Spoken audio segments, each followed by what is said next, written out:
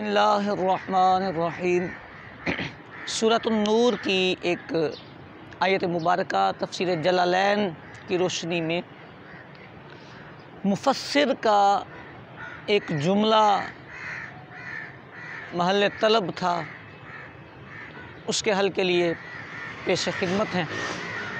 چنانچہ اللہ وحدہ لا شریک جل جلالہ نے سورۃ النور میں ارشاد فرمایا، یا ایھا الذین آمنوا، اے ایمان والو، لیستأذنکم الذین ملکت ایمانکم والذین لم یبلغوا الحلم منکم ثلاث مرات۔ انہیں تم سے 3 مرتبہ اجازت مانگنی چاہیے، انہیں تم سے 3 مرتبہ اجازت مانگنی چاہیے جن کے تمہارے ہاتھ مالک ہوئے اور تم میں سے جو بلوغت کو نہیں پہنچے، من قبل صلاۃ الفجر، فجر کی نماز سے پہلے، وحین تدعون ثیابکم من الظہیرۃ، اور اس وقت کہ جب تم ظہر کے وقت دوپہر کے وقت اپنے کپڑے اتار دو، اور نماز عشاء کے بعد۔ پھر فرمایا ثلاث عورات لکم،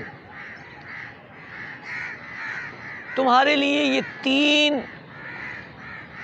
پردے کے وقت ہیں۔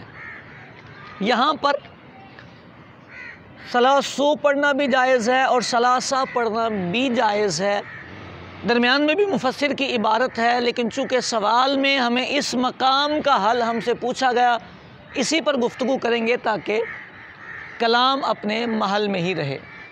یہ مفسر نے بتایا کہ یہاں 2 اعراب پڑھنا جائز ہیں ثلاث پر۔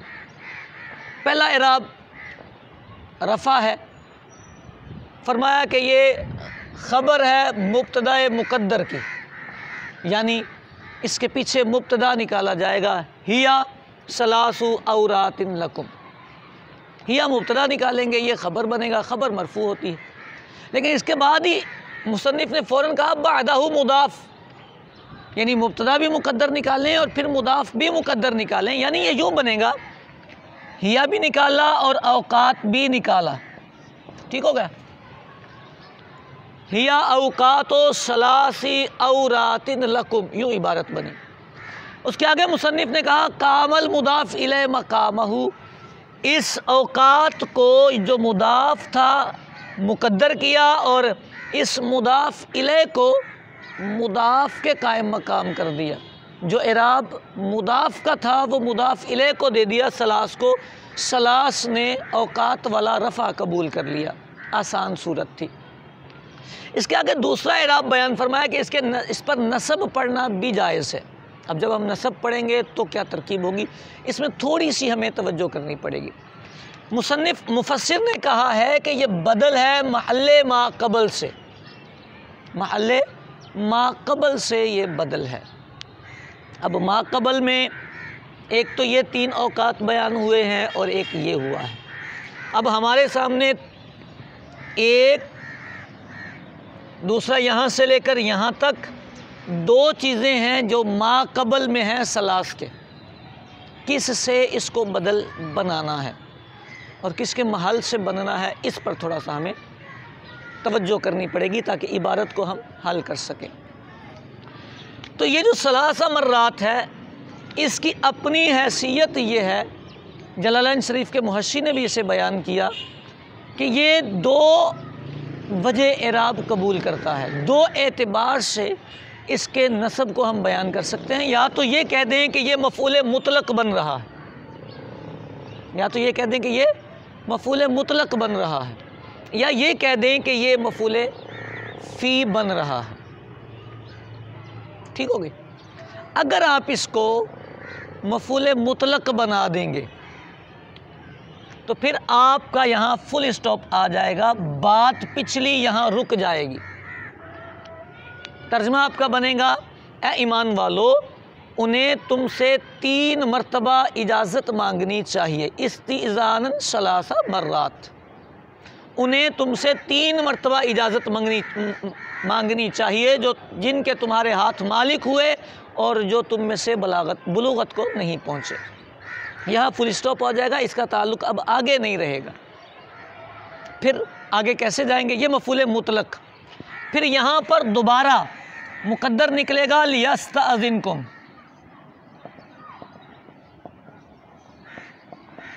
یہ نکلا مقدر، فعل آئے گا، یہ اس کا مفعول فی بنے گا محلاً منصوب لفظاً مجرور، من کی وجہ سے، من لفظی عامل، یہ معطوف علیہ ہو کے یہ اس کا مفعول فی بنے گا۔ وہ تم سے نماز فجر سے پہلے دوپہر میں کپڑے اتارتے وقت اور نماز عشاء کے بعد اجازت مانگیں، ٹھیک ہو گئی۔ اب آپ نے اس کو مفعول فی بنایا ہے، لیکن یہ مبنی کے زمرے میں جائے گا کیونکہ یہ من کی وجہ سے مجرور ہے، عامل اپنے معمول کے ساتھ ملے گا، جار مجرور محل نصب میں ہیں یہ، کیونکہ مفعول فی کے محل میں ہیں، ٹھیک ہو گئی۔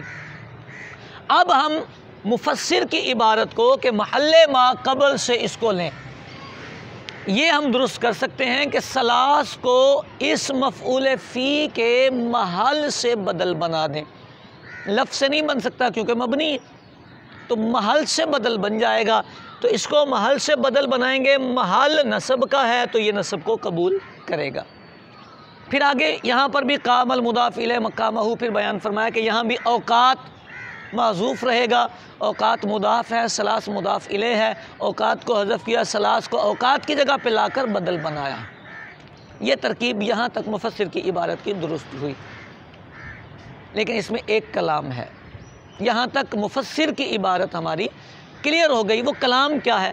مفسر نے اس مقام کو مفعول مطلق نہیں بنایا، یہاں پر مفسر نے کہا ہے ثلاث مرات ای ثلاث اوقات، ثلاث اوقات، ثلاث مرات کی تفسیر مفسر نے کی ہے ثلاث اوقات سے۔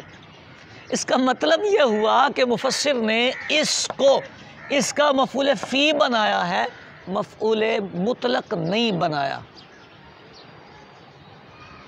ٹھیک ہو گئے؟ مفسر نے بنایا ہے مفعول فی۔ اب جب یہ مفعول فی بنا تو ہمیں اس کو نکالنے کی اب ضرورت نہیں، اب ترکیب بدل جائے گی۔ یہ مفعول فی پیچھے موجود ہے، یہ جار مجرور سارے معطوف علیہ ہو کے یہ اس کا بدل اول بنے گا، یہ جو دوسرا ہے یہ اس کا بدل ثانی بنے گا، یہ اس کا بدل ثانی بنے گا، اسی ثلاثہ سے ان کو بدل بنا دیں گے۔ لیکن اب مفسر کا یہ کہنا کہ محل ما قبل سے یہ بدل ہے، یہ قابل نظر ہے، فیہ نظر، ہمیں اس کی توجیہ مفسر کی عبارت کے مطابق سمجھ نہیں آئی۔ یا تو یہاں مفسر کو مفعول مطلق کہنا چاہیے تھا تاکہ محل ما قبل درست ہوتا، یا پھر یہاں محل نہیں کہنا چاہیے تھا، ما قبل ثلاث سے یہ بدل بنے گا یہ کہہ دینا چاہیے تھا تاکہ مفسر کی عبارت میں میچنگ آ جاتی۔